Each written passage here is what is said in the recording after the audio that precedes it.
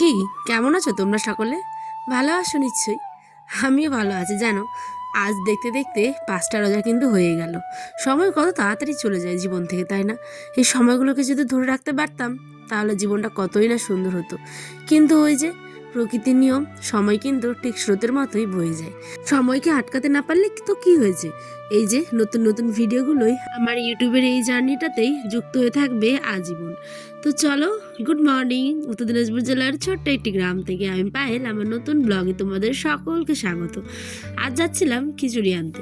Basically এই খিচুড়িটা কিন্তু আয়ন খায় না, কিন্তু জানি না কেন আয়নের আজ এমন অবস্থা হয়েছে, ওই দৌড়ে দৌড়ে বলছে মা আমি খিচুড়ি খাবো। আমি বলছি বাবা আমি তোমাকে একটুখানি ফুটিয়ে দিই প্রেসারে। ওই বলছে না আমি ওটা খাবো। মানে বুঝেছো, সেন্টারে যে খিচুড়িগুলো দেয় একটা হাইজিন ব্যাপার থাকে, তো আমি ওই জন্য ওই খিচুড়িটা খাওয়াই না। আমি বাড়িতে প্রেসারে ওকে একটুখানি সমস্ত শাকসবজি দিয়ে কিন্তু ফুটিয়ে দিই।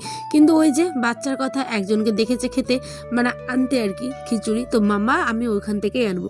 আমি বললাম ঠিক আছে চলো, তোমার কথাটাই রাখা হোক। তবে ওর সাথেই গেলাম, একটুখানি জাস্ট খাইয়েছে, 1 থেকে 2 মানে চামচ খাইয়েছে। তারপরেই কিন্তু ওই কিন্তু আর বাকিটা খায়নি, জানে যে টেস্টি নয়, ঠিক আছে। তো চলো এসে নিয়ে লেগে পড়েছি সংসারের কাজে। জানোই তো রোজার দিন হলেও এই যে ঝাড় দেওয়া, বিছানা গুছানো, সংসারের টুকটাক কাজগুলো আর কি চোখে থাকেই। তো সেইগুলোই নিয়ে আর ঘুম আসে না, ক্লান্তহীন চোখ দুটো নিয়ে জেগে থেকে এডিট করি কতক্ষণ ধরে। জানো, ওকে একটুখানি সজি করে দিলাম ঠিক বিকেলবেলা। ওই দেখলেই তো অস্থির হয়ে পড়েছে। ওই যে সকালে খিচুড়িটা 2-3 স্পুন খেয়েছে, তাই ওকে একটা স্পুন দিয়ে দিলাম একটুখানি সুজি করে। স্পুনটা দিয়ে এখন খাক, আমি তার আগে চলো এইদিকে দেখি ফ্রিজগুলোই মটরশুঁটিগুলো নিয়ে এসেছিলাম। চিন্তা করলাম কি রান্না করা যায়। ভাবি যে চলো আজকে তো আর মুগ ডাল নেই, একটু মসুর ডাল দিয়ে আর হচ্ছে গিয়ে মটরশুঁটি দিয়ে একটু মাখা মাখা করে ডাল করব, আর সাথে আলু সেদ্ধ আর শাক। জানো তো রান্না করে নিয়েছি, কিন্তু তারপরে মাথায় আসলে এই মা আয়নের আব্বার তো আজ খাওয়া দাওয়া বাইরে আছে, তো ও তো ওখান থেকে খেয়ে আসবে। ভুলে আমি অনেকটা চালের ভাতও রান্না করে নিয়েছি, যেরকম আমরা দুজনের মানে চাল দিই ঠিক সেরকম। কিন্তু কি করা যাবে, আমি ইফতারে আজ এই যে এইগুলোই খেয়েছি। জানো, যতই ফলমূল মুড়ি ঘুগনি খায় না কেন, বাঙালি তো ভাতটার দিকে মনটা প্রায় পড়েই থাকে। কখন যে এক মুঠ ভাত খাবো সে যাই হয়ে যাক না কেন, তাই না? তারপরে চলে আসলাম একটুখানি হেয়ার কাট করতে। আমি না বিগত কয়েকদিন ধরেই ভাবছিলাম চুলটাকে একটু গিয়ে পার্লারে ঠিক করব, কিন্তু ওই যে মানে আমি এমন একটা চাপে আছি যে এখন কোথাও যেতেই পারছি না।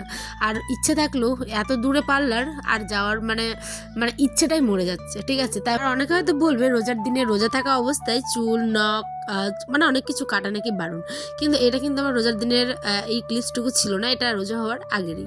তো যাই হোক চলো, এতগুলো চুল পুরো কাটলাম। পার্লারে গিয়ে তো অনেক রকমের কাট করা যায়, কিন্তু করতে পারি না। আর আগে যত রকম স্কিনের, যত রকম হেয়ারের যত্ন করতাম, এখন আর ওই সমস্ত কিছু ছিটে ফোটাও হয় না। হয় না, সংসার জীবনে আসলে পরে একটা অন্য রকমের চিন্তা, অন্য রকমের ভালো লাগা, অন্য রকমের সমস্ত কিছুই কাজ করে। বাট নো প্রবলেম, এরম করেই জীবন চলে যাচ্ছে। তো আমি এই যে আগাটা একটুখানি কাটলাম, আগালটা না একদম ফেটে ফেটে যাচ্ছিলো, বুঝেছো, তাই আগালটাকে একটুখানি ভালো করে কেটে নিলাম। আর কি বলবো বলো, ত্বকের যত্ন নতুন করে আর কি নেব, যতটুকু পারি ঘরের মধ্যে চেষ্টা করি এটা সেটা লাগানোর। বেসিক্যালি আমার ন্যাচারাল জিনিসটাই ভালো লাগে, তো ওই জন্য অত ওই সমস্ত কিছু ভিডিও আমি করি না। তো দেখো চুলটাকে একটুখানি আগালটা কাটার পরে কি অবস্থা হয়েছে পুরো দেখো, মানে এবড়ো খেবড়ো হয়ে গেছে। আর আমি বলছি ছাড় বাবা, যা হয়েছে হয়েছে, এই অবধি ইতি, আমি আর পারলাম না। এদিকে আয়ান আবার বলছে মাম্মা আমি এখন ঘুমাবো। ওকে তারপরে দেখো স্নান করিয়ে ক্রিম ট্রিম লাগিয়ে দিচ্ছি। এত পরিমাণে এবার গরম পড়বে, হয়তো কি যে বলি, অনেকটা গরম পড়বে এবার। জানো এখনই যা পরিমাণে গরম, সত্যি।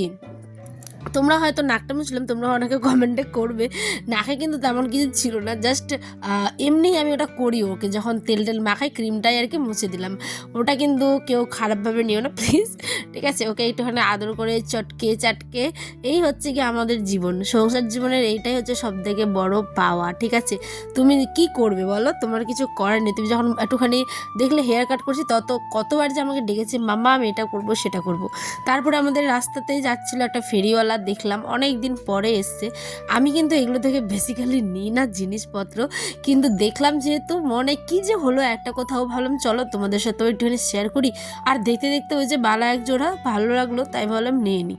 মেয়ে তো বোঝোই, যেখানেই হোক, ছোট দোকান হোক কিংবা বড় পাঁচতলা বিল্ডিং, যেখানেই যায় না কেন আমাদের চোখ ঠিক সবসময় কসমেটিক্স, জামা কাপড়, জুতো এই সমস্ত কিছুতেই পরে থাকে, ঠিক আছে?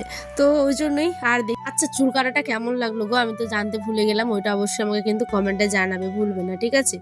আর ব্লগটা কেমন হলো শেষে অবশ্যই কমেন্ট করে যেও।